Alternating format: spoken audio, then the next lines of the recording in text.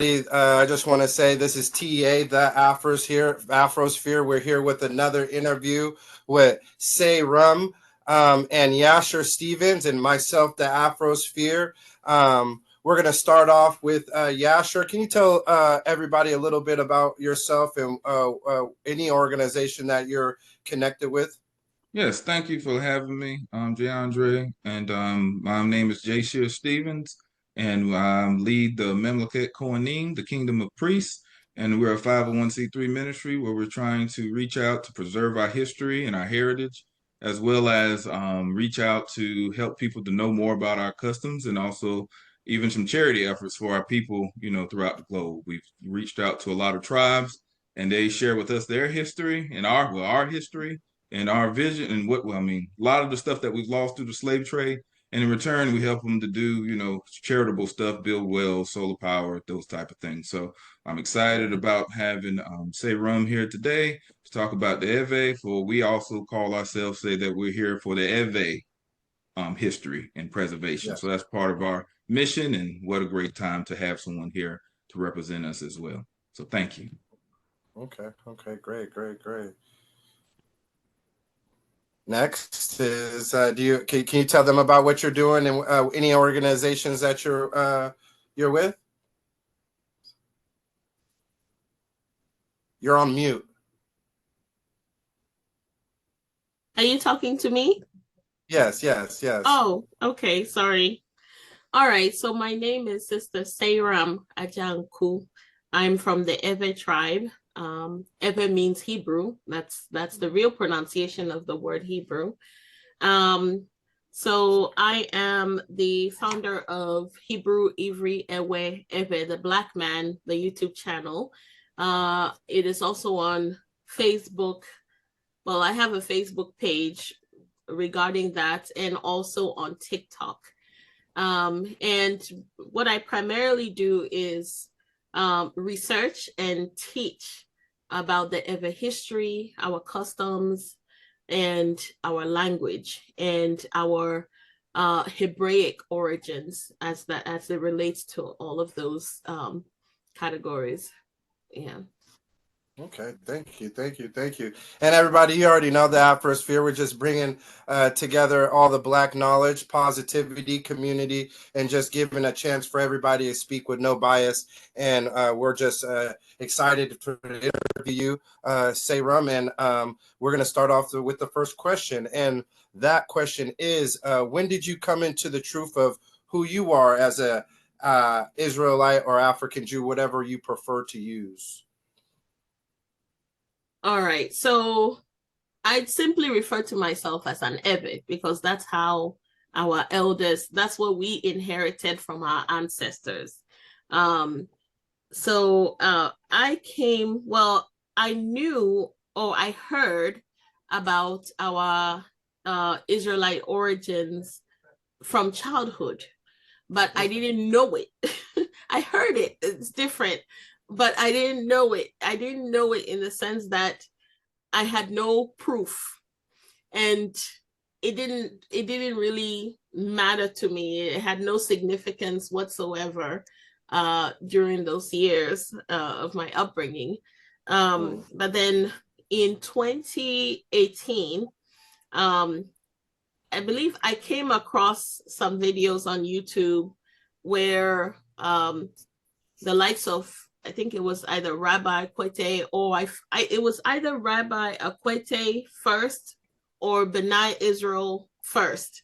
But it seems like it all came at me simultaneously, where I was just absorbing all of that information. And then also from Mauli Malvi, who's the author of the Ebeo Gamesu book series. And so then they were saying unequivocally that the Eves were Israelites. And I remembered in my childhood hearing something like that. In fact, in the village where I'm from, there's a movement that is called the Israelite. They call themselves the Israelites. And I remember them from my childhood, and they used to reenact, certain things. So I took that information and I went to my grandmother and I asked her. At that point, I had already ordered. There's a history book about the Ewe people, and it was written by a German missionary who spent 20 years in Eveland, the slave coast, the so-called slave coast, also called the Kingdom of Judah. He spent 20 years there among the people, and studied the histories, the customs, and the language, just as I'm doing. And he, in the book, it's about 900 pages long. He kept on comparing our customs with biblical customs and traditions and laws. And so and that book really was huge evidence for me. So I called my grandmother and I asked her if she knew that we were the Israelites, because, we've all heard it. Growing up in Eveland, you've heard it before, or, we've all heard it, but we just didn't know. And so I asked her and she said, no, she didn't know, but and then she proceeded to describe the way that her father observed his Sabbath. He kept the Sabbath in a traditional way, where on the eve he would stop. On Friday eve he would stop all his work.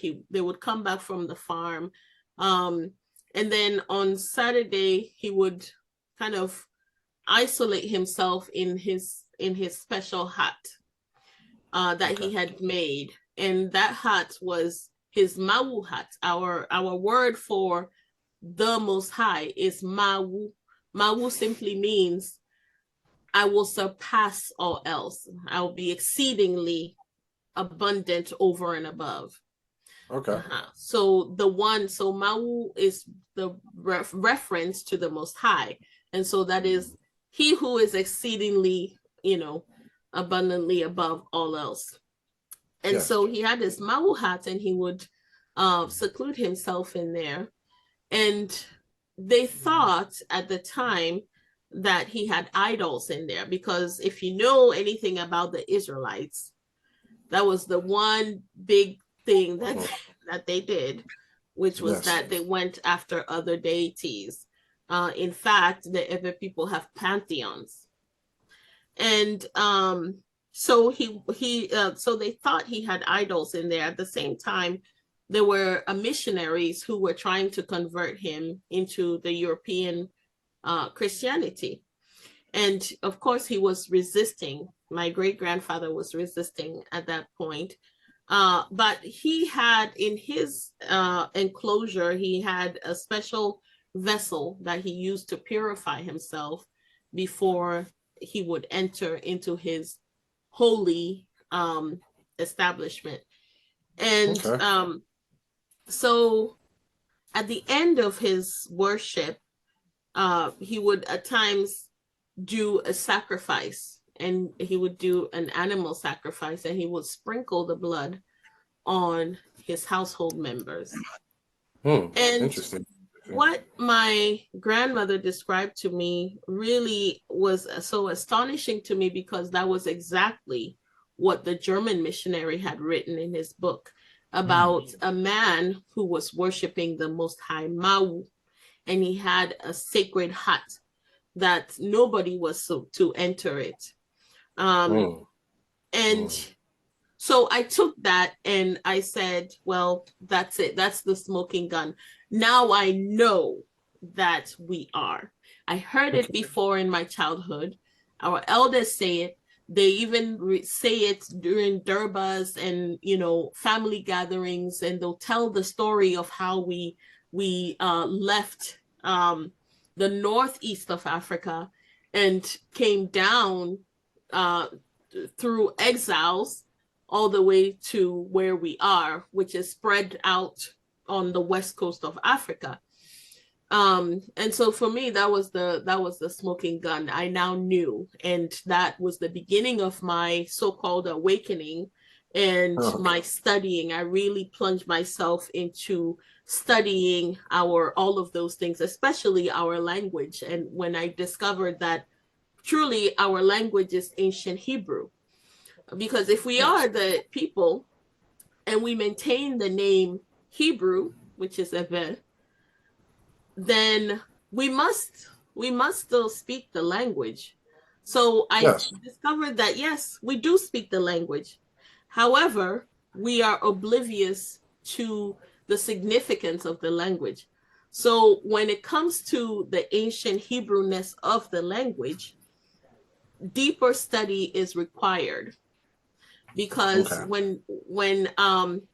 when I started looking at the names in the scriptures, because that's really where the language is stored, because Hmm. our names traditionally, all our names have meanings. We don't have any names that don't mean something.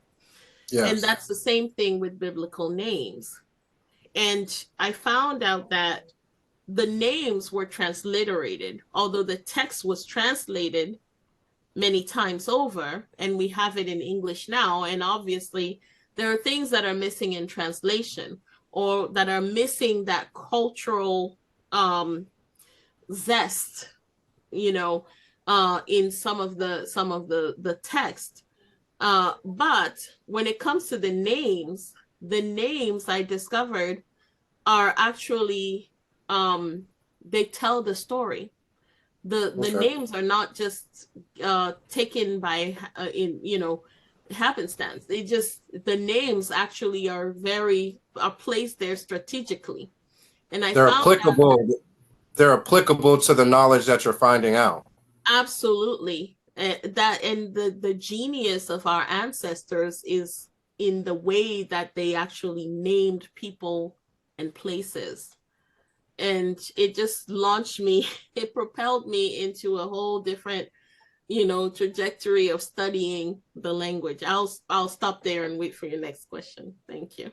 Okay. No, no. Good You stuff. feel free to you you feel free to go. We're here to interview you. There's no shorting it up. Feel free to keep on going. But we appreciate that.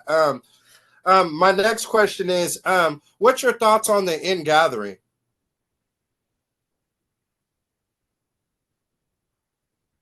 Well, uh, that is one thing that I haven't really delved into a lot.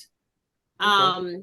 But I do think that it's not gonna happen by like abracadabra.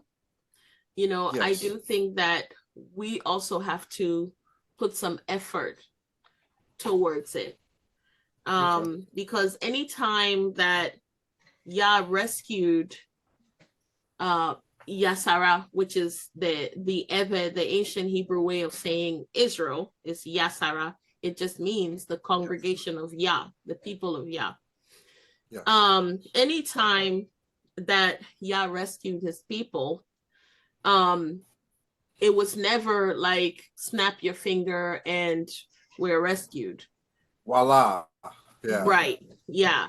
So it really took us also making some very strong decisions, and based on faith, to choose to follow Yah, to choose to do the right thing, even though um, for the sake of our survival. Um, so I do think that we do have to do something. We do have to make the sacrifices. That is, if we have to forego certain pleasures, forego certain indulgences, in Yes. order for us to prepare ourselves and our families, then we do need to do those things, you know. And we also, most importantly, should not be an island, because Yah always dealt with Yasara collectively. Mm. So we do need to bring our brothers and sisters into the awakening first. It's so important, because I think that our deliverance is delayed because we're not rapidly bringing our brothers and sisters into the fold. Okay.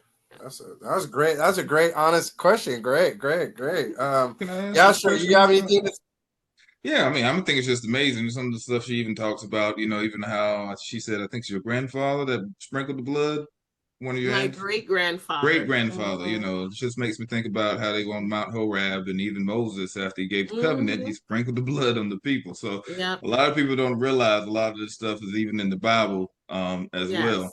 But like when he's even talking about in gathering, I know here, I know you're also back and forth between America and also in Africa. But here, there's so many. It seems like we first came together, and then there was a whole bunch of division that happened, between different. And I know also in West Africa, I deal with some of the different tribes like the Akan and the Ashanti, and I heard about the Anglo and the Fan, and all the Roba, and a lot of these people are connected to the Israelites. So I just wonder, even in Ghana, how much is that collection being, or is there still division? Because the Akan is not the same as the Airway, right? I mean, from tribal Right. clan type of thing, but they still have the same type of connection back to Israel. So could you kind of give me your thought, or what you have observed around that too, in reference to West Africa? Yeah. So we have tribes, or let me call it ethnic groups, but they're tribes. And then we have sub-tribes or clans within that. And the dialects, the language is also broken down into dialects along those lines as well. In Ghana, we have a lot of tribes in Ghana, and a lot of language. I think some 50 or so languages in Ghana alone. And Ghana is like the size of the UK. So compared to the rest of sub-Saharan Africa, Ghana is quite small. Yeah. So, and if with that little piece of land and so much diversity is quite amazing. Yes. And so when it comes to Ghana, the dominant ethnic group or tribe is the Akan. The Asante, the proper pronunciation is Asante, not Ashanti. The Asante are part of the Akan tribe. The Akan is a huge tribe. They are in Ghana, and they're in Ivory Coast as well. And whenever we have so many tribes living together in such a small space, ideas interchange. We cross the tribal barrier with our ideas, and even we share some language as well. When I was growing up, what I learned from my Akan friends and neighbors was that Akan history takes them to Egypt, and that the Akan group, they were rulers in Egypt, was the story back then. But with the awakening, there are some who are coming out and saying, no, we are Israelites. And I'll have to say there is some evidence for, and there's some evidence against as well. That's not for me to say. I do know it's quite complex, because there's certain caliphates within the Akan whose customs are very different from others. For example, circumcision. Circumcision is not widespread. It's not all Akan circumcised. Like, for example, the Asante, they traditionally did not circumcise. Meanwhile, the Fanti, who are also Akan, circumcised, and so on and so forth. And then you have the tribal identity. You are, for us, the Eves, you are of the tribe of your father, and you are of the family of your father. We trace you through your paternal line. It's not so for the Asante, they trace through their maternal. But for the Fantes and some other Asantes, they trace through their paternal. So I say that to say that there's some complexities and the lines are a little bit blurred. And that history has a lot to do with that. Because there's been times where, you know, certain people conquered, you know, others, and then the customs of the people just married or just merged, and or you can say they superimposed on one another. You understand? Right. Yes. So, but really, for the most part, I would say that we all have very concrete, verifiable evidence of our Hebraic origins. You mentioned the Anglo. The Anglo are actually part of the Ewe people.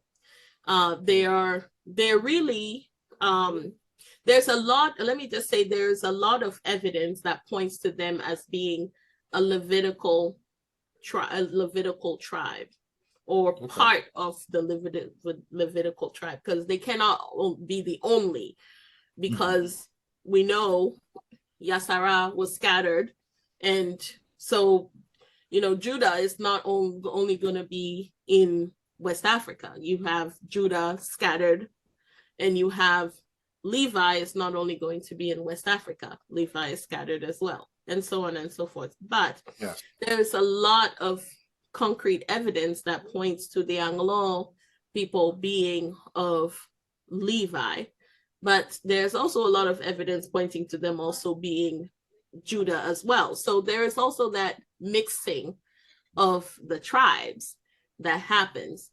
I'll tell you, the Anglo, for example, some of the evidence is that their name in and of itself means scribe. That's the meaning of Anglo. It just means scribe. And then they have their capital town, which they named themselves, is actually the name of Koath, who is a son of Levi. Oh, wow. You understand? If you look at the Masoretic spelling of Koath, you wouldn't pronounce it as Koath if you read it. There's no indication that it should be pronounced as Koath. So for whatever reason, the scholars decided to call his name Koath. They would have to come and explain to us one day. But his name is really Keta. Keta is the name, and that's how it's really spelled. Now, so they have that. They have their name of their clan, which is one of the Ewe clans. They have their dialect of Ewe that they speak, is scribe. And then it is their dialect that was used to write the ancient Hebrew, the names that we see. It's written in their dialect, even the pictographs. It's in their dialect. You pronounce those things the way that the scribes would pronounce it. So it makes sense. Scribes, they're the ones that wrote it. So they would write it in their dialects for them. So most of it is in their dialects. And then what's really amazing is that they have continued even in the line of Moses. Yes, they have. Right now, I mean, you can't go there today and say, I'm gonna go, you guys are the Levites, I'm gonna worship the way you do. If you do that, you're gonna go into idolatry. So, but we're talking strictly in terms of identity. Okay. They have maintained the line of Moses. They have a priestly family among that clan that they call Amlada. That's the name of that priestly family, Amlada. Okay. And in fact, I saw last year's Exodus Durba that they had. They have the biggest one of all. So last year's Exodus Durba, the linguist for the king came and introduced them, that priestly family, as the Levites. When he called upon them to come and say the prayers for the ceremony to begin. And of course, they were coming to pour libation, and do their traditional prayers. Yeah. And even though in those prayers, they always call on the Most High Yah, but they also call on their family deities as well. Okay. So that Amlada is significant because that's the name of Moses's father. His name is Amram. So that's what we are told to call him. Okay. But if you study linguistics, you know that sometimes R and L are interchangeable, depending on who is pronouncing the word, R and L. Yeah. And so instead of Amram, it is Amla. Amla. Oh. Okay. Right. And then that suffix da, I remember I said Amlada, da just means offshoot. So the offshoots of Amram is what we have. Oh, wow. And this is a family, a priestly family. They're known to be the great kahuna. Yeah, yeah. Among the Levite tribe or clan, that is among the Epe people. Okay. So we have all of those evidences. And then what's interesting is that they maintained even the name of their capital town, which is the name after Koath, who we pronounce as Koath, but it's really Keta. You'll find it throughout our migration. So I remember reading in Mr. Mauli's book, I think it's the one that's called Venya, which is the Ewe history, where he mentioned that there was a town in ancient Egypt that was called Keta. Mm-hmm. And then, so when you trace, we sojourned in Nigeria when we came down towards West Africa. We sojourned in Nigeria before we moved on to Benin and Togo and Ghana, and then some spread further west. Yeah. There is a place in Nigeria that's called Keta. Wow. Uh-huh. And then you have Keta in Ghana as well. Uh-huh. So you see. So, and there are Ewe speaking people still in Nigeria till today. Oh, wow. Yes. Wow. And of course, there are Ewe speaking people in Benin and Togo, and of course in Ghana. But then we're very much aware that that there are some of us who don't speak Ewe, but are Ewe people by bloodline. Yes, Because it even features in our oral tradition of how we got to where we are, where our elders tell us that everywhere we sojourned, whenever the group got up to move when it was exile day, some people went south, some people went further east, some people stayed where we were, and then the others kept on moving. So those people who went south and went east or stayed, they would have lost the language because they were a minority amongst a majority of other people. Yeah. They would have lost most of the language. But what's interesting is that even though they lost most of the language, they also kept a lot of the traditions, the culture, and even some of the oral traditions, some of the histories. Yes. Let me, if I could interrupt you for a minute, you said something in regards to the Exodus reenactment. You said it, the Eves do, and then I think the sub tribes. You said that they have what tribe did you say has the biggest Exodus reenactment? What did you just say? That's the Anglo, the ones that I said are bona fide Levites. Okay. Yeah, they have the biggest celebration. Could you speak about, not to interrupt you, but I just don't want to get you too far. All the stuff you're saying is amazing. I'm just, it really is. I could just sit and just let you go 30 minutes on each question because it's so needed. It's needed, and we need this dialogue. But I want to touch on something that you said. Can you tell me a little bit about the Eve's Exodus reenactment, and what do you think it means to you, and just expound upon that? Yes, Mr. Moore. All right, so the Eves celebrates their exodus, their exile, and as I mentioned, the Anglos do it. They go all out, and the king comes out. They invite other kings, and it's a whole. And then you have even government officials pay official visits during that time. Including sometimes the president of the country. So it's a huge deal. They really come all out. And what they do for the reenactment is they reenact the walk. Okay.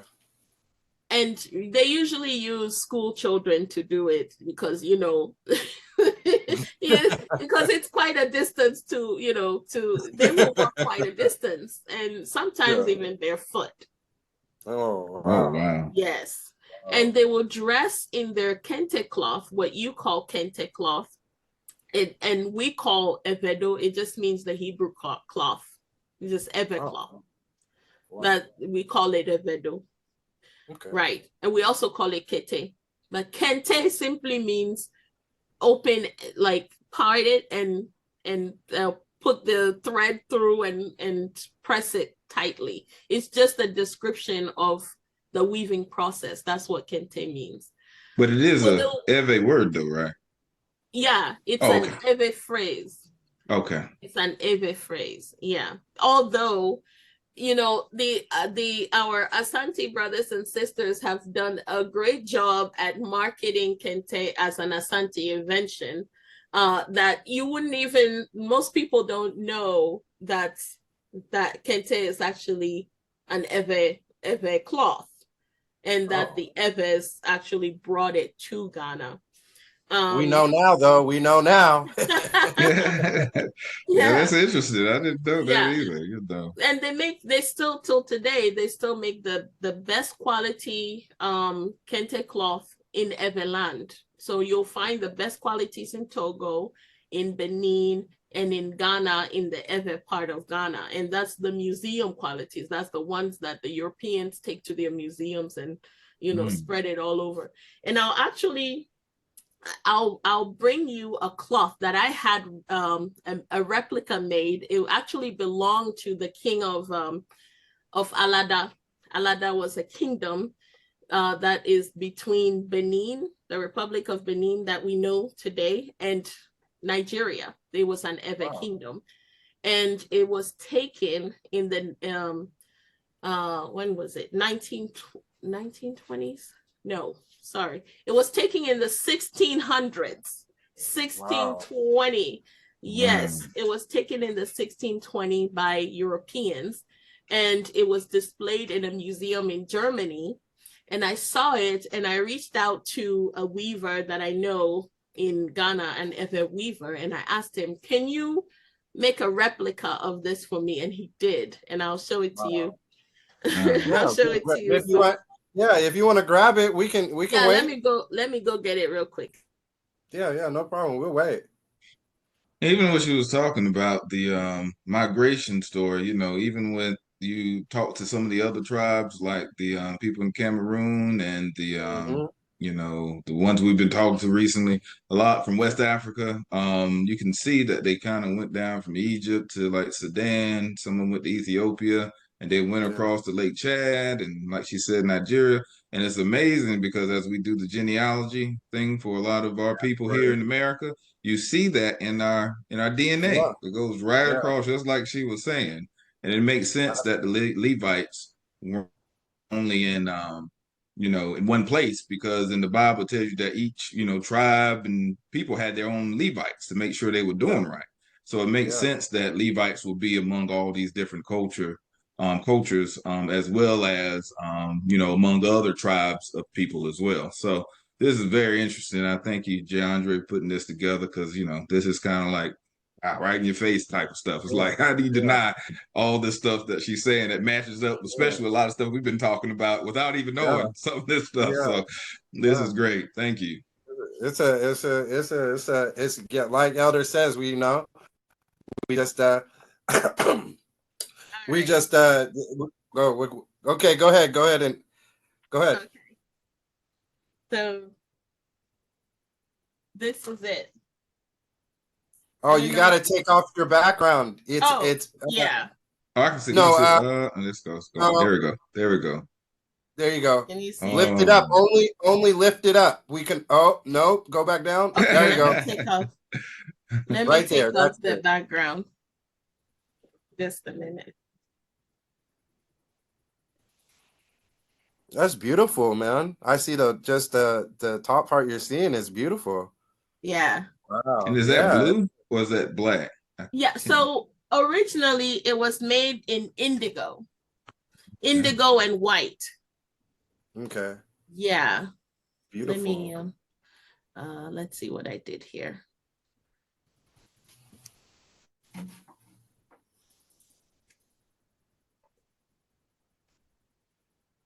Hold on 1 second. Okay. Yeah, so we can see it. So this is it. On the head tassel, the fringes up there too. So it's like I actually had him make fringes on it for me. Yeah. Wow. Yeah. Wow. But this it was actually made into a tunic. The one that was taken from the king was a tunic. Okay. Yeah. Yeah. That's beautiful. That's beautiful. Thank you for showing us that. Yeah.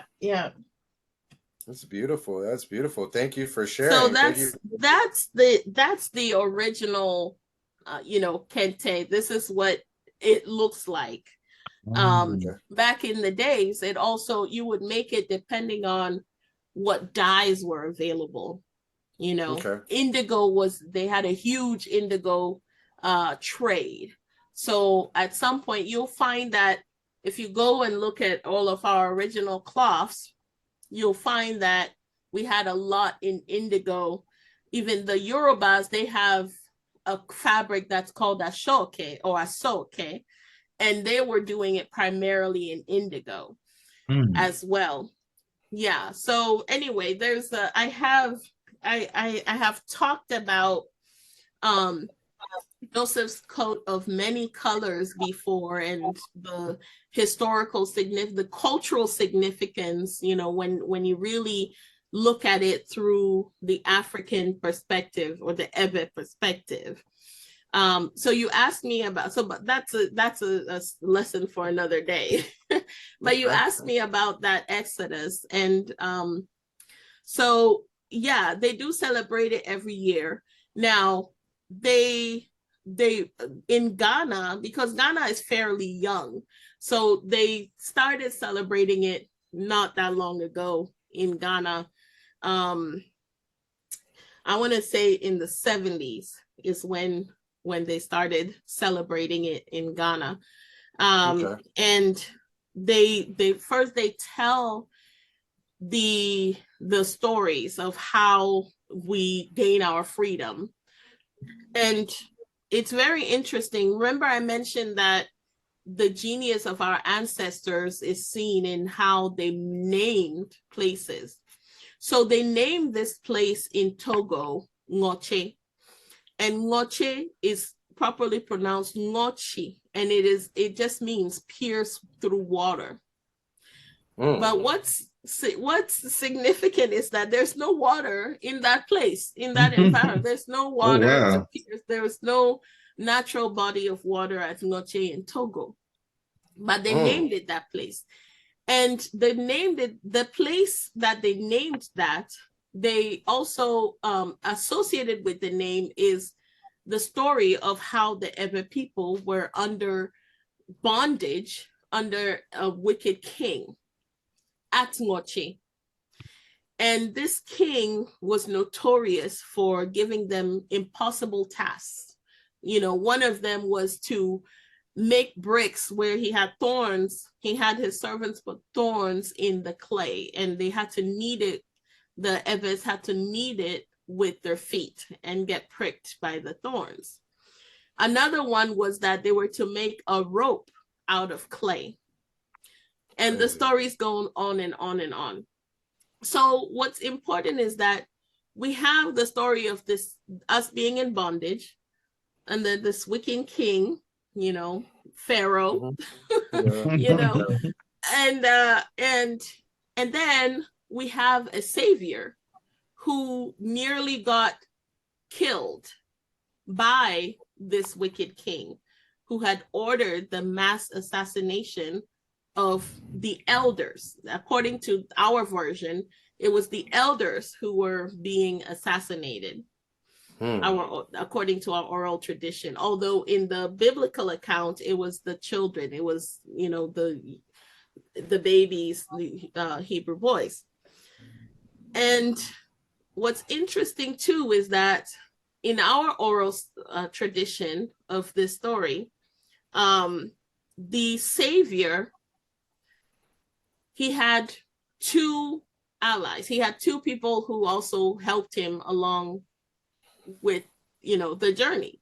So then we have these three people: Moses, Aaron, and Miriam, right? But we didn't call them that. Our oral tradition has different names for them.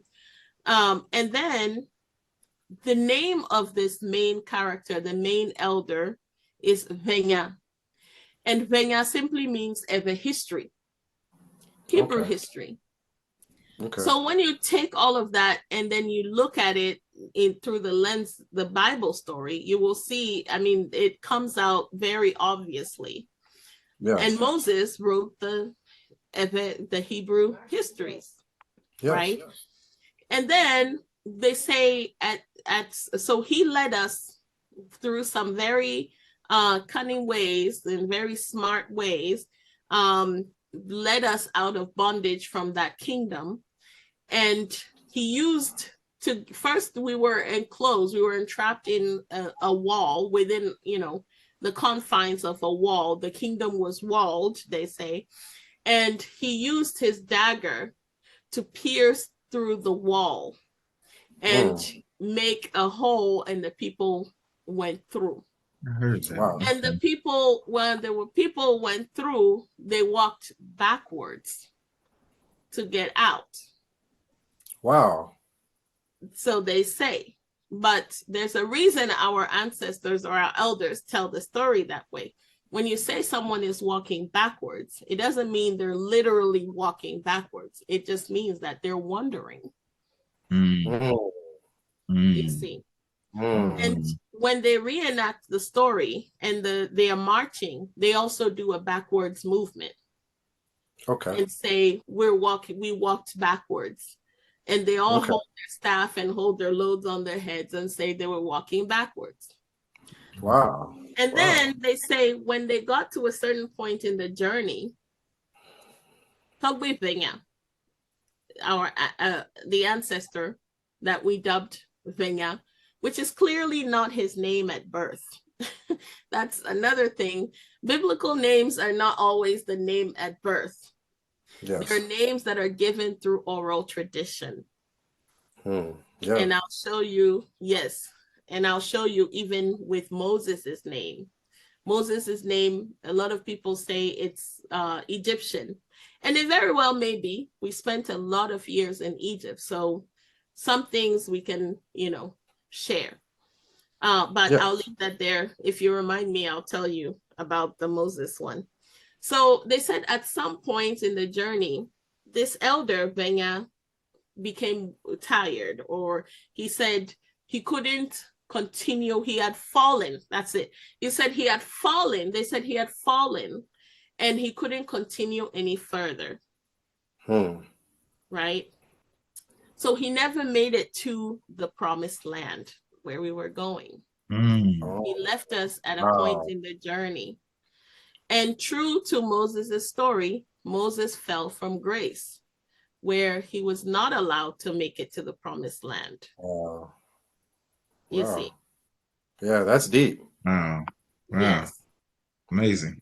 Yeah. So you see how cleverly, you know, they safeguarded the history through oral tradition. That's why when somebody says oral tradition is not credible, well, they're wrong, because African oral tradition is actually, there's a method to it. It's not just telling the story. You know, if you just tell the story, it's going to get lost. But if you hide the story in names and key phrases, then it stays forever, such as calling that place Ngoche and then attaching that story to the place, you see. So going back to Moses's name, where I mentioned that not all the names are from birth. So Moses, like I said, they said it's Egyptian, which, okay, it may be, but, you know, we can have languages, you know, cross each other when we spend a lot of time together, like the Israelites did in Egypt. And so in Ewe language, Moses has many, many meanings. And we don't call it Moses. That's what you'll find, because our language is tonal. The meaning can change depending on what tone you use to pronounce the name or the word. So in Moses, what you get is Mosa. Mosa simply means strong face. In other words, a courageous person. When you say somebody is strong face, it means that the person is courageous. They don't flinch easily. Yeah.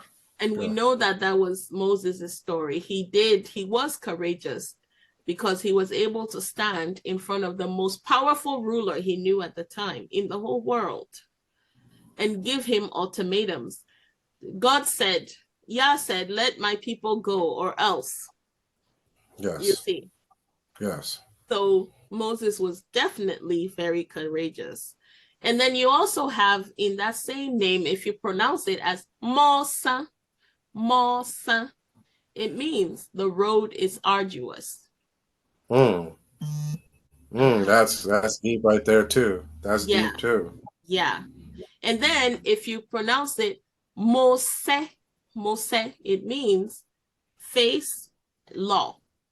That means he faced the law. And that's interesting because we know that after he had the encounter with Yah on the mountain and he received the tablets, his face was shining.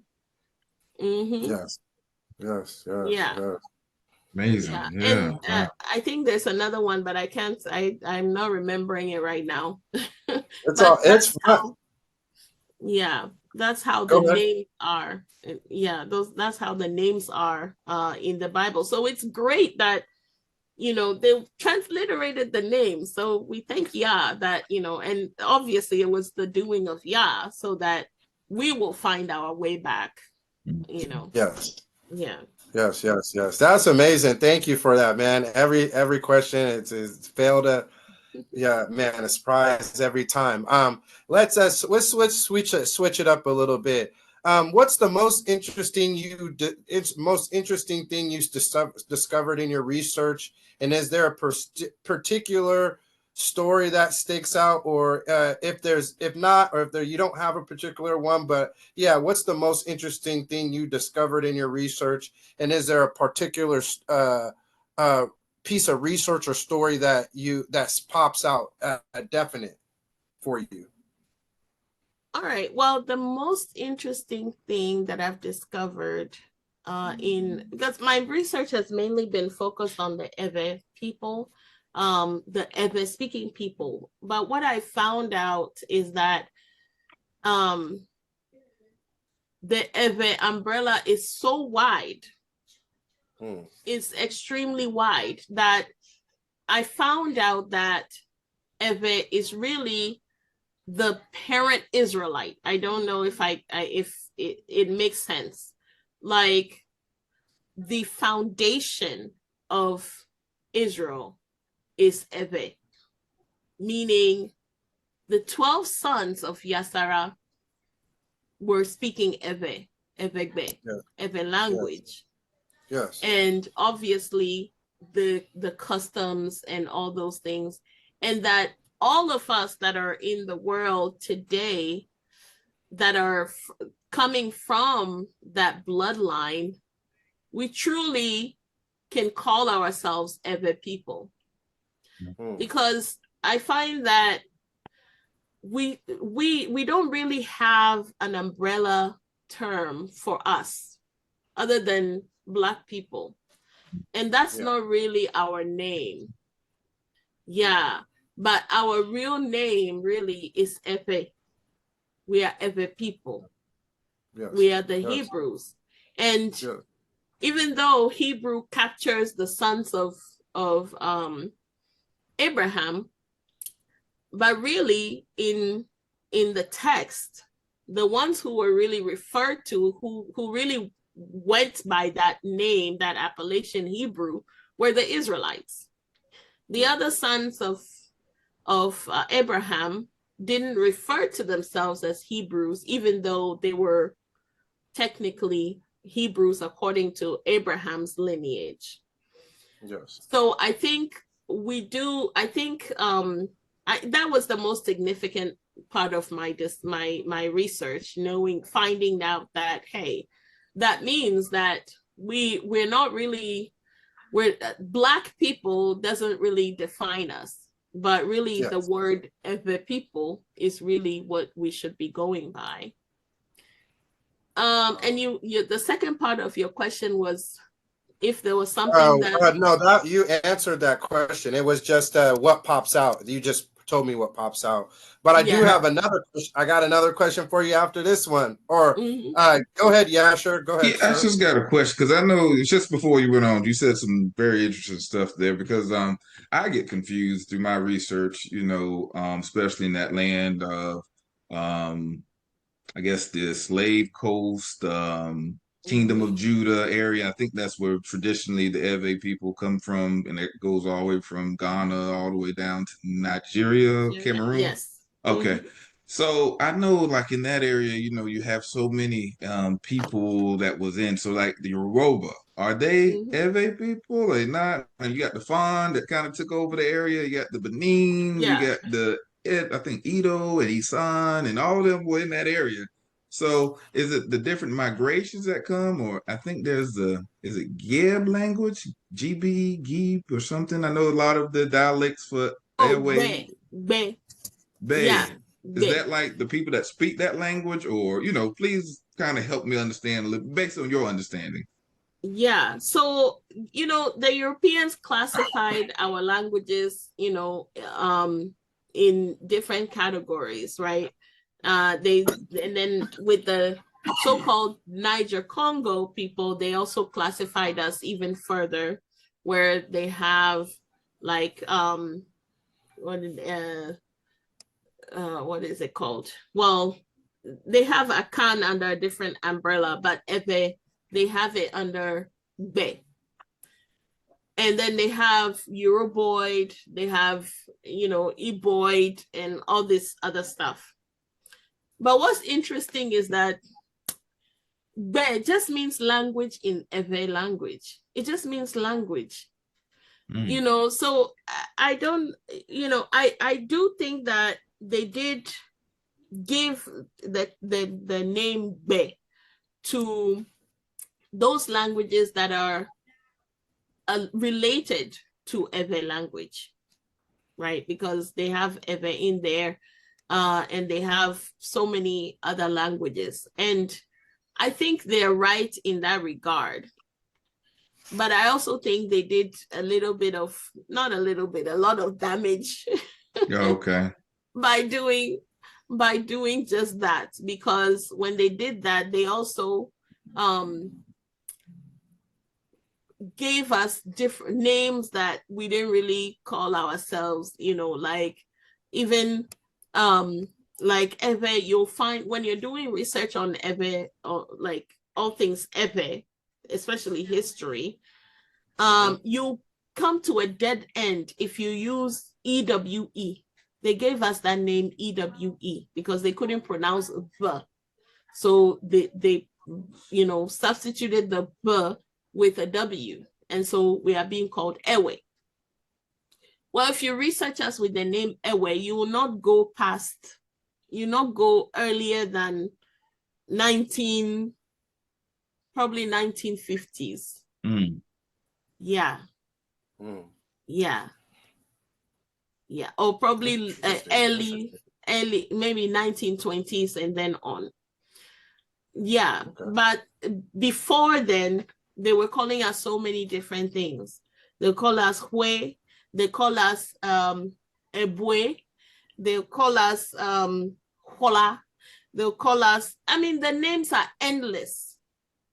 So it kind of murkies up so many things, But the other people, because we've intermarried so much, and our soldier, the Evers, there's so many of us in Nigeria, so many of us in Benin, in Togo, and so a lot of, like I said earlier, a lot of those lines are blurred. Mm-hmm. And what makes it worse is that because the European languages had this handicap when it came to pronouncing the word Ewe, and then the different Ewe clans also did go by different names themselves. They went by, just like we mentioned the Anglo. If I didn't tell you that Anglo are part of the Ewe people, you wouldn't have known. Nope. You see, right? Because they call themselves Anglo, scribes. And because of all that going on, when they're counting or they're documenting the people that they had interactions with, they usually resort to the most common one, or the one that they dealt with more, they did business with. So yes. For example, they did a lot of business with the Yoruba kingdom of Oyo. So yes. A lot of people that they took from that kingdom to them were Yoruba. You understand? Yes. And so they would write that as so many 200 people, 200 slaves taken from Yoruba kingdom. And those people are they'll classify them as Yoruba people. The same thing with Benin, the Dahomey, right? They'll say, we took so many people from Dahomey kingdom. They are not going to account from what ethnic group those people were captured from. Okay. All they care about is we took them from Dahomey kingdom. Okay. The same with Asante. We had 3 kingdoms that were strong, and unfortunately, they had dealings with Europeans, and they waged wars against their neighbors, captured their neighbors, and sold them. That one, we're not going to hide from it. It's true. Okay. But it doesn't mean that that's what they were doing forever. They were living decently before Europeans came and made that the trade. Yeah. Mm-hmm. So tribes like mine, suffered the brunt of that kind of evil alliance, So, and then you have, like I was saying, the Asantes, who for that trade came together and called themselves Asante. Asante means because of war. And war in those days just meant slavery. So they formed a confederacy for the purpose of capturing, conducting slave raids, capturing people and selling them to enrich their kingdom. So you have those things going on. So I found it very disheartening when I'm reading, historical accounts, and then they say, they give a totally different name to the people who were captured. Because they took them from those kingdoms who were powerful at the time because of, circumstances. And so our brothers and sisters, that's another level of identity loss. And then on top of that, the Europeans were pirating themselves, each other. When they got the people that they purchased or captured, or however means they used to get them, they got onto the water. This other ship would pirate the other ship. Yeah. Because they were each company, each slaving company was relegated to whatever jurisdiction their monarchy had power over. Yes. Right? They were not supposed to go and get people from another area. Yes. So when they pirated each other and took people from one ship to another ship, they're not going to put on their documentation that these people were taken from. They'll just put whatever they're supposed to have on there. They do that the best. They do that the best. Exactly. And they did that a lot. They did that. The piracy was unbelievable. Yes. Oh, wow. And then, so that's another. I just want to say, just to jump in, I just thanks for being, just giving the real account and just taking. It's not saying taking responsibility, but you're taking the responsibility to recount things that that they have done, and acknowledging that there was peace before, and the European interference just exacerbated the selling of people in a way that never has done. So I just want to say thank you for just giving that real life breakdown of some knowledge that you found out. So yeah, keep on going though. Keep on going. But that's the same thing with the people that's. Oh, I'm sorry. I'm sorry. Go ahead. No, I was just wondering, the people that's there now, like when they say certain people from Yoruba, they could be mixed with Ewe or something, yes, right? Okay, absolutely. So when we do, even though it might say this big mask of land or the certain tribe, it could still be a mixture of different tribes together. Yes, and I'll come to that. Let me just finish this point right quick. When I was talking about the piracy, so that's another level of identity loss. Like about a year or two now, I've been going into the slavevoyages.com, or is it .org, and looking at some of the ships and the names that they have listed. And even people that they said they took from Igbo land, I'm finding a lot of them with Ebe names. Exactly. So that's another whole issue that we have to sort out, but thankfully, most of us in sub-Saharan Africa are Israelites anyway. So at least we know that baseline, the Israelite is there. Now, as far as who is Judah, who is Manasseh, who is this, that one, I don't know if we'll be able to. You don't have to divide that one. Yeah, I was going to have to do that one. Got us all back together. Yes, so tell me again the question you asked me before I wanted to finish that point. Wasn't that your question, Yasher? Oh, I was talking about the DNA and, now that the fact that we're in, like my DNA might say Yoruba or Igbo, or maybe you take so many tests, it will pop up so many different ways. So it's like I was wondering, like the kingdoms that's there modern day usually are not the original people that was there because of slavery, and they mixed and ran and they divided. So I just didn't know how relevant that was from your research to kind of see, the difference between the people were then. Because I think I saw one time you had something about the the kingdom of Judah. And you had a picture of the king returning or something, and it said Ewedo. So, I know Yes. that the king, used to be Fawn. It could have been Yoruba. That's what I was getting confused. So I'm like, So everyone owned the kingdom actually, of Judah that kingdom of Judah was an Ewe kingdom. originally. Yes. Okay. Yeah. The Soko, the place that they now call Wida, it was an Ewe kingdom. And so was Alada. But the Dahomey, because they got fortified, they got guns and things like that, they were able to conquer both Alada and Judah and Wida.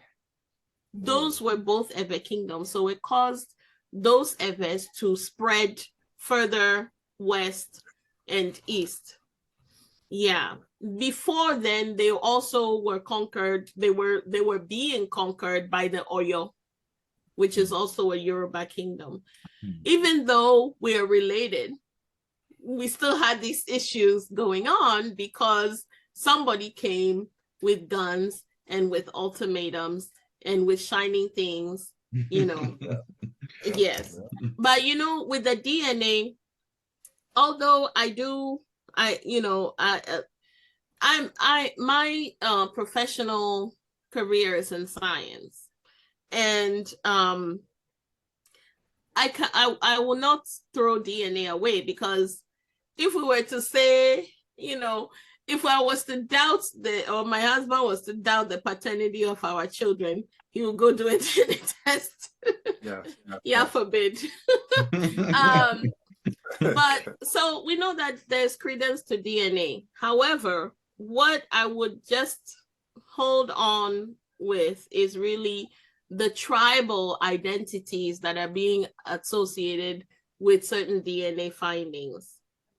Okay. Because they use the DNA pool is so vast. When they take your sample, there's so much DNA in there that for them to only go down with one line is just like, I don't know, picking one bead out of a gallon of beads, okay, and saying that all the beads are like this one,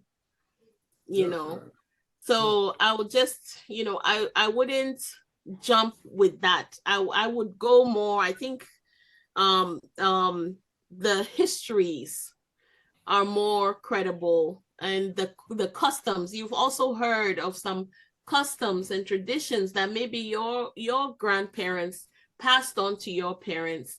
Those kinds of things, help us also to find our way.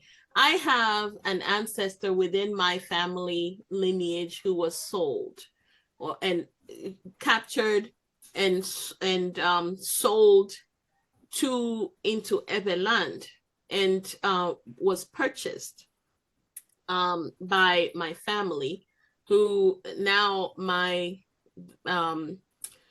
grandmother's family derives from that ancestor, you see. Okay. So I just think that, to say that this person comes from this tribe out of this single DNA is a little bit, I don't know. Oh yes, I think it's even harder for African Americans because during it was only a small number of us that came to America, and then they breeded us. So you could have so many different lines of different tribes from all over. But as I was saying earlier, is that when I did my DNA thing, I was able to connect to somebody from Benin, from the Kingdom of Judah, and she said, she wasn't from America. She was actually, that's where she was birthed, and in that area. Yeah. And I know they're ready to do she's over the year of return for next year, for Benin year of return. Okay. So that's when I was telling her something about this history, and she was amazed, because I heard the word, like the city of Silva or something, and that was supposed to be the place where they took a lot of the slaves from Benin. Say it again. Seva. Okay, because I even find now, like even from because I'm guessing that's a European name, or was that an original name? You're not sure. That's an Ewe name. It means the law has come. Okay, because now I see some people that I'm connected to Portugal that have that from that same last name now. And I was like, whoa. So I'm seeing a line and a trace. Oh, you're back to talking about Da Silva. Okay. So I don't know if it's That's the same. Portuguese. I don't know if it's That's the a same. last name. Yeah, that's a Portuguese last name. Okay. But the Yeah. city in Benin was different. That was Yeah, there's a city in Benin that was called Seva. okay. Yeah. Okay. See, that's what we try to do. We try to find somewhere close through the DNA. Then, like you Yeah. said, we try to take the history from that area and then try to figure out what was going on there Yeah. to end up tracking back to. I'm trying to remember the map in my head. I don't think it's called Seva now. It's in the old maps where they had, yeah. That whole Benin Togo space. They had Okay. Yeah, I got the map, the Negro land map right there. I That's see. what I've been I trying to see. study. Yes. Yeah. So that's been helpful, but I know there's been a lot of changes and migrations and There's stuff. So been that's why a it's always lot great. and a Yes. lot of intertwining, a lot of, yeah, there's a lot of crossing of the tribal, boundaries. And the only people that the Evers wouldn't marry is people who didn't circumcise. But even today, that has changed. Where some people. Oh, you talked to the Bree tribe? A Bree? What was that? A Bree, I think their name. A Bree tribe. They're in like the Ghana area where what's his name? Bob Marley wife, she stays in that area. I can't think of the name. It's near the God tribe, a Oh, well, Bree. that's just a Bree. That's a town. It's not a Okay. tribe. Yeah. But we a interviewed Bree, them. who lives in a Bree? Is it Fantis or Gans? Gans. Yeah, but which accounts live there? Is it Fantis? No, accounts. Ashanti accounts, but they are not Ashanti. It's not Ashantis don't live in a Bree. A Bree is not an Ashanti town. Yeah, it's not. It's an Akan town. That's what I'm saying. They are accounts. But yeah, we interviewed them and the one of the chiefs, and they were saying that only the royalty does the circumcision and not the everyday person. Well, I might get that back. Yeah.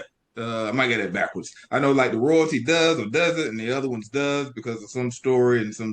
So it was just interesting to see within the different tribes of how they look at circumcision and stuff. And I know that the Airway have a lot of different connections of their traditions, customs that go back to the Bible as well, right? So I know about like most of our customs are actually biblical. So there's let me say a grand uncle of the current president was a lawyer back in the early 1900s and so on. And he wrote a book about the customs of the Akans. And there was a contention between the Akans and the Ga people, because it was not all the Akans, between the Asantes and the Ga people, because the Ga circumcised, and they had a whole ceremony for their boys who were coming to the age of circumcision. Oh, wow. For them. In those days, they were doing it around age 4 and 5. That's the Ga people. And the Asante had sent a prince who was heir to the throne, a prince into the Ga kingdom, for diplomacy and whatnot. And it was unbeknownst to them, it was during the time of the circumcision of the boys. And the Gas went ahead and circumcised the Asante boy king or prince. And that became a beef between them, because now the boy cannot ascend the throne. He cannot become king, because according to their customs, a circumcised man cannot ascend the throne. Interesting. Yeah. Wow. That's really interesting. So I think that's what you were referring to. Yeah, we gotta meet with them next week. So I'm trying to remember some of the story. But like I said, it's a very complex history, because the Asantes are not a tribe by themselves. they're a confederacy. And so people can join and leave the confederacy at any time, whenever they, so it's not a tribe, it's a confederacy. And then the customs that the Asantes observe they're not observed by all of the Akans. And they belong to the Akan ethnic group. So it's curious as to where certain customs started from, if they did have a beginning, and they became unique to the Asante Caliphate, you see. So that, I mean, that's a lot of history for somebody else to research. Yeah. Yeah. So we actually have even a goddess. the Ewe people, among the Anglo people had an alliance with the Asante people in some point in history. The Anglo, I mentioned that they're Levites, and they were offered land in Asante proper. So they have an Anglo town within Asante, and they also offered land to the Asantes within Anglo, the Anglo area. And so when you go to Asante land now, you will find Epes there.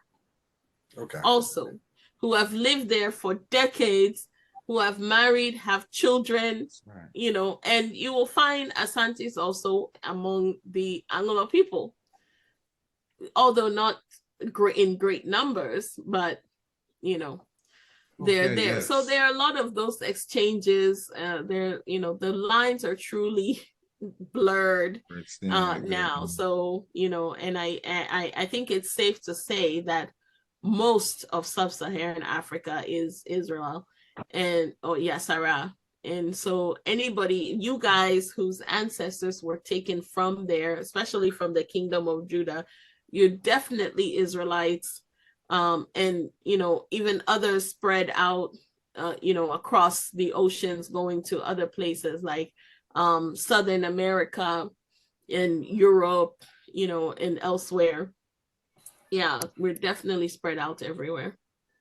Nice. I just want to ask you, why is Ewe language, culture, and people important to the knowledge and history of African Jews or Israelites? Why do you think that Ewe knowledge is important to the ingathering African Jews, Israelites, and everything in between? And so, can you expound upon that? Why you think personally, you could say it how it is, how you feel that. If you think it's important, if you think it's just a little crumb in the pond, or if you think it's something substantial, I really want you to expound and let the audience, young and old, understand the importance of the Ewes in general. So if you could expound upon that, I'd be definitely interested in hearing your response. Well, I think why it is important is because I think Yah intentionally left us who do speak the language and have maintained the customs, even though steeped in the pantheons, but Yah intentionally left us to preserve those things so that our brothers and sisters who were scattered can find their way back. You see, because the language really is what ties us together, and it's through the language that we can actually see the scriptures come to life. It has such a deeper meaning when we look at the word through the lens of the language. It really takes away the romanticism and really makes it plain for us. It really does. And the customs, they're there to serve as evidence that truly we are Yah's people. Yes. And we're still doing these things. You see, we do need some kind of concrete evidence to show us that we are Yah's people, and not just we read it in a book. Yeah. So I think it's very important. My wish and my prayer is that the Ewe people will come out from the struggles, that the burdens will be lightened, because the burdens are pretty heavy right now. The Ewe people are really struggling when it comes to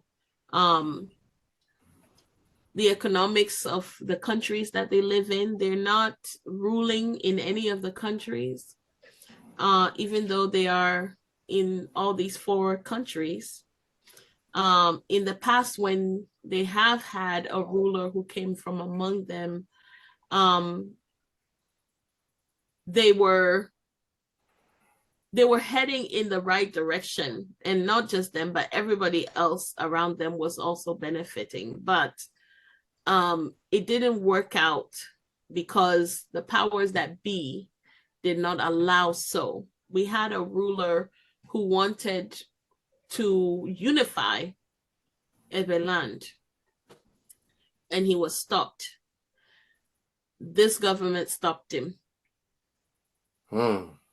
So yeah, but you know, Can you speak the elder's name so that other people may want to do some research in regards to that incident, because some people might say, hey, she's just making things up. If you have his name, or so that we can look into that more, that'd be very interesting, because we're all about understanding the effects of the colonial powers from back then even into today. If you could remember, and that'd be cool for research purposes. Yeah, I think he was the prime minister or first president of Togo, and the last name I believe is Olympio. Okay. Olympio. Yeah, look for that name, Olympio. Yeah. But if our burdens are lightened a little bit, I think then we can focus on other things other than our next meal. Yes. But as long as the focus is what the next meal, then the masses are not going to invest into the education and the research that it takes to be fully awakened. Even to buy data and listen to a YouTube video is a problem for a lot of people. Didn't think about that. Wow. Yeah. Talk less of going to a library. They don't have those infrastructures. They have libraries, but these books are not in those libraries. Okay. You see, the books that are in the libraries are the ones that will help continue them in this current situation. Okay. You see. Here, yeah. So when we pray, us here in the diaspora, let's remember our brothers and sisters there, because as much as we are so distant from each other, we do need each other. And yes, I don't believe that we will really have a full gathering if we don't have the core of the Ewe people awakened and to knowing fully, not just hearing it as a child, but knowing fully and taking that step that is required, which is to repent and to come back to Yah and do away with all those distractions, the things that keep us away from Yah, because we need to come back to Yah, because that's laid out plain and simple for us in 2 Chronicles 7:14, where he says, if my people who are called by my name will humble themselves and seek my face and pray, and I will hear from heaven and heal their land. That's what we need to do, and they need to do it there. We need to do it here, obviously, as well, because we have brothers and sisters in the diaspora who are just as lost. Yes. Yeah, so our prayer needs to be intensified, because like I said earlier, Yah dealt with us collectively. You know, our major salvation is going to come for us collectively. So I'm sure when Moses was getting the Israelites to leave, it also took people, some Israelites, to convince their neighbors, yes, this guy is legit. Yah is really speaking to him. We really need to get up and go. This Yeah. Egypt is not good for you, even though it seems like you didn't get a whooping today, but you Yeah. know, Egypt is not it. We do need to move on. And we just have to keep doing this work. And I thank you all so much for what you are doing in the awakening. And I will keep you all in prayer as well. Thank you. Thank you. Thank you. We And isn't there appreciate something you. that happened with a flood or something in the airway? I The saw Volta? something Yeah. on. Could you speak Yeah, the to a Volta little bit about flood. that? Yeah, so the Volta region in Ghana has been there's a lot of history there. There's a lot of contention, not amongst the people. It's about the leadership and the land, because initially it was not supposed to be incorporated into the country of Ghana. And there was a decision that was made, and it was made to seem that the people had a choice to join the country of Ghana or to be independent. And it wasn't very clear. The evidence wasn't clear whether the people truly had made the decision, because the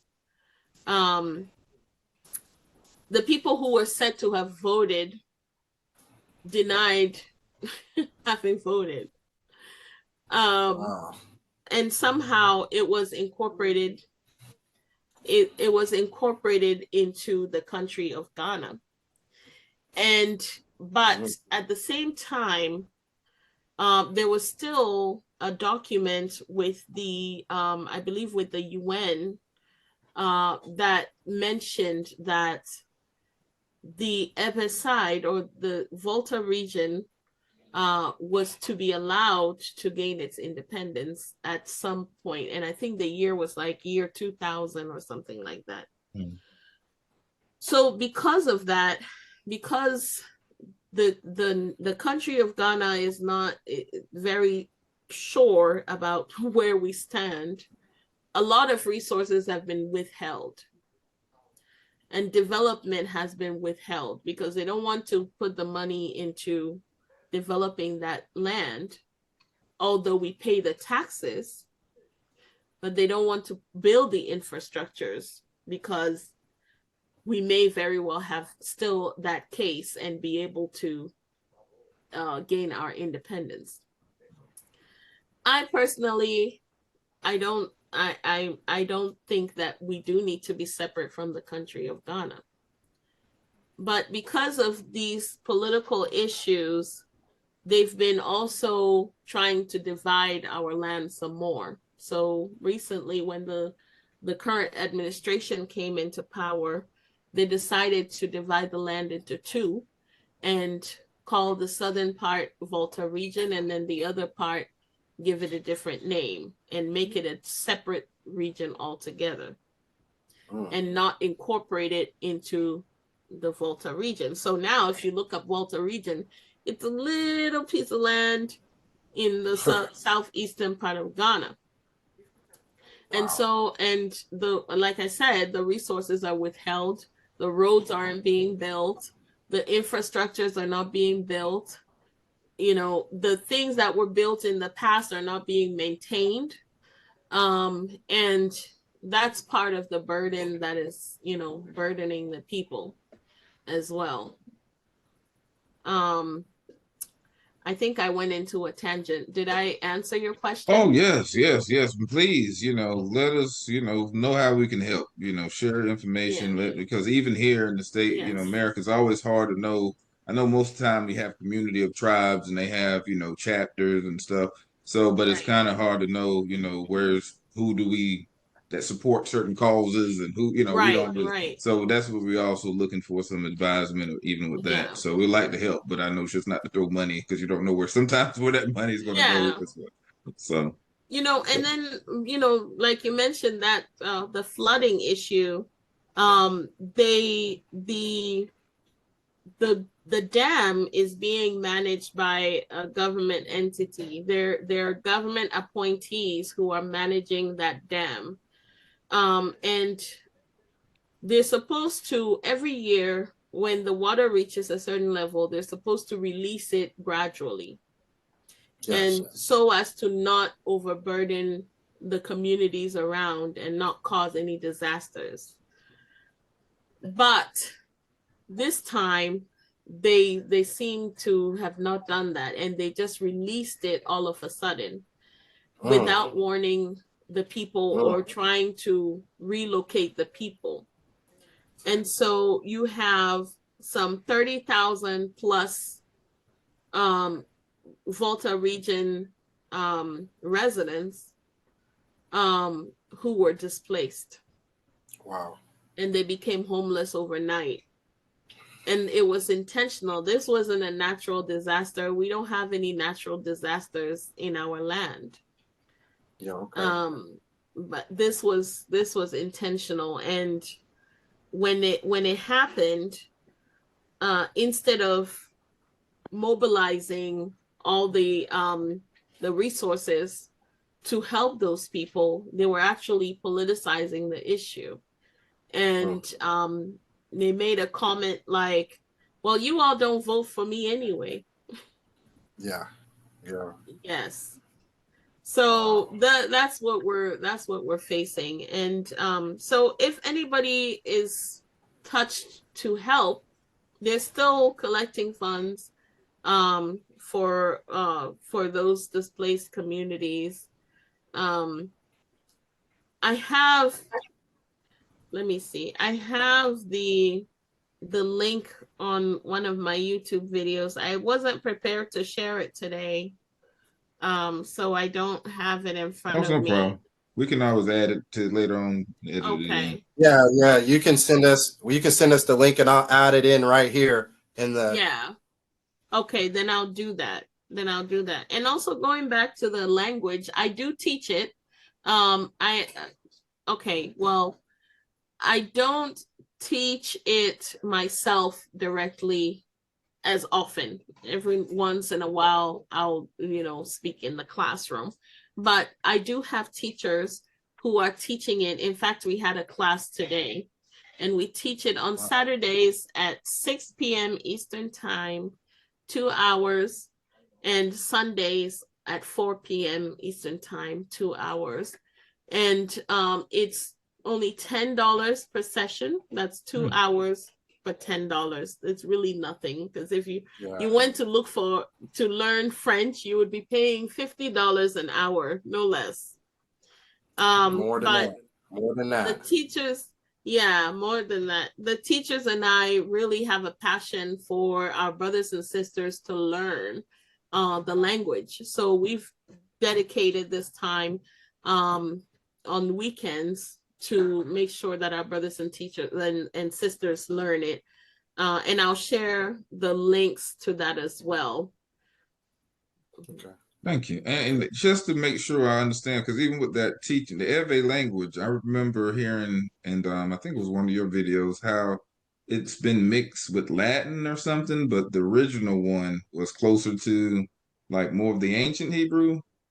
I know we are going out of time, but could you give us kind of like a breakdown of the Ewe language connected to Hebrew or anything like that? Yeah.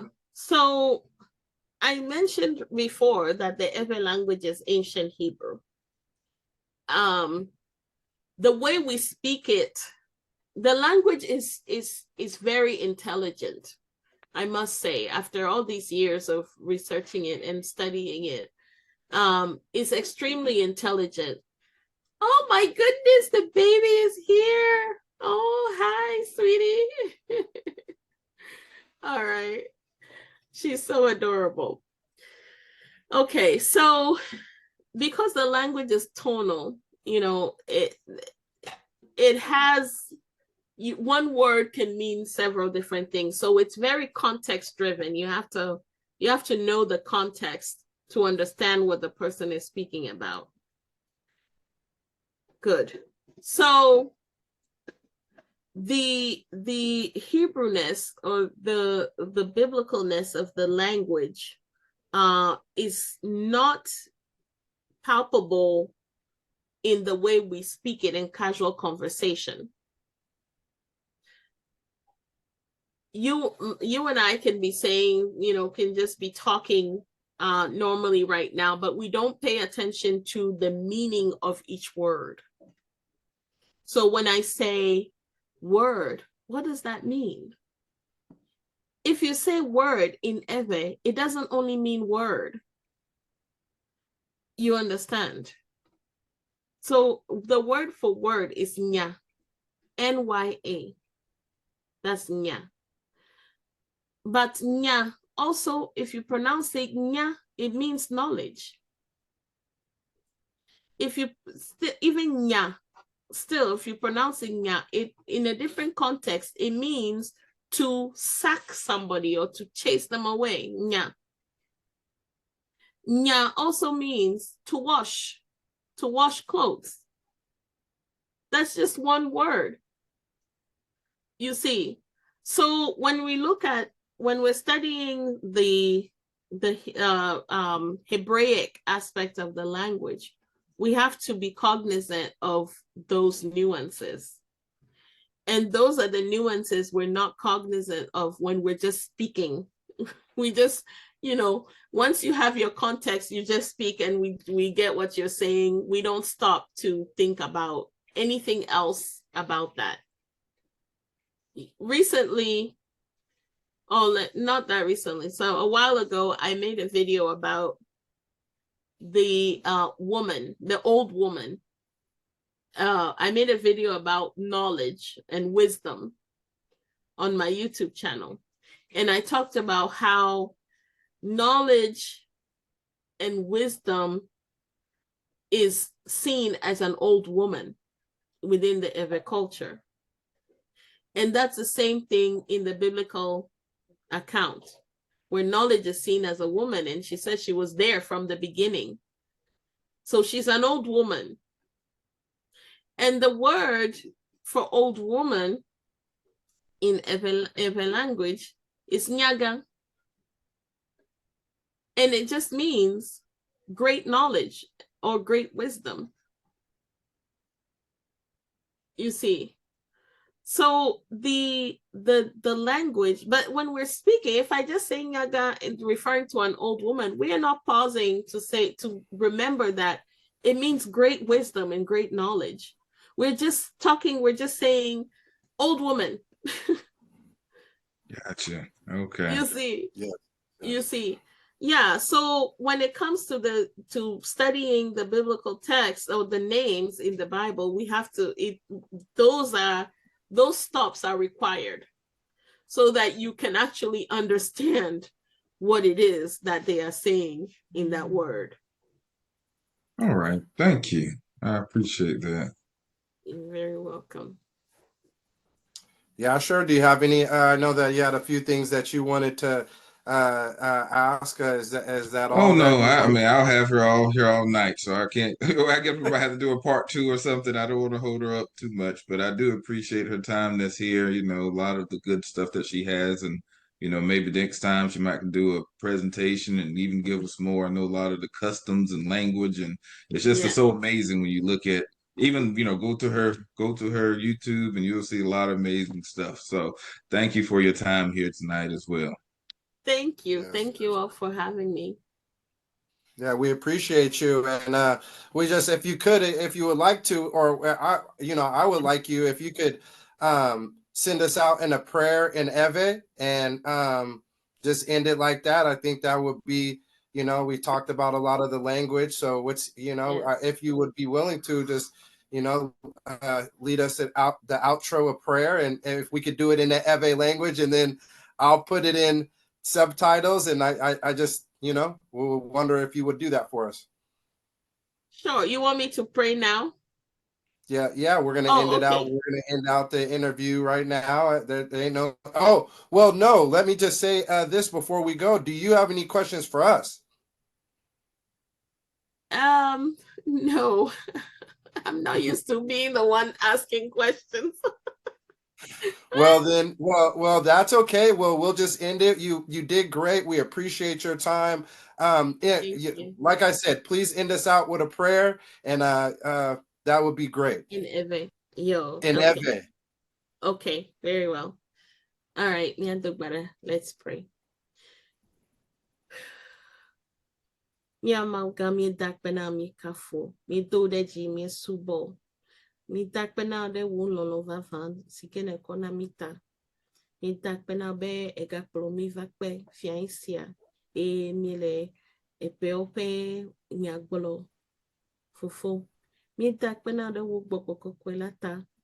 Mi dakpena be eklomito nyasiao katame. Fofo. Esi mi gale kpakpam mi bia be wo gbogbo na kpolomi mi ayijia no wo dowo mi bia be na don semi be na epe po mi kata nenyo no nya be vava wenye mauga mi adasile mi apenuvo kata un mi ajewo yome fofo mi bia be wo dola ona jomi aunti jogbe vwende ke ma pogo mi o la be wonyana mi be elina mida tegbe fofo mi bia siakata le vio Yesu penkome ne vaime as amen.